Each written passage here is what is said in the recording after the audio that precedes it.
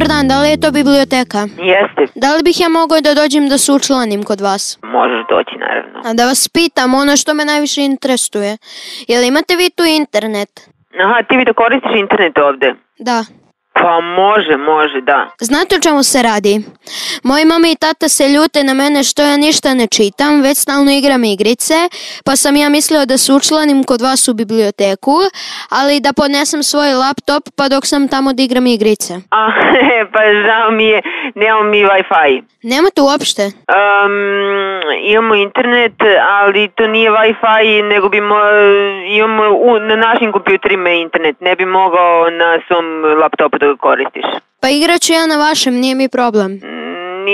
Nije dovoljno, kako se zove, nije naš dovoljno dobar. Koči se, nažalost. Znate šta, mogu ja da ponesem internet na USB-u, nije to problem. Meni je bitno samo da imam gde da budem. Dobro, ali mislim, nije ti to baš najbolje rešenje. A da li imate možda neke igrice koje su rađene po knjigama? Onda bi to bilo u redu kad bi imali. Pa bilo bi u redu, ali nemamo, nismo to dobili.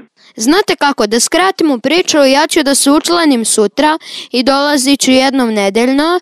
Ako vas pitaju moji mama i tata, vi kažite da ja samo sedim i čitam knjige.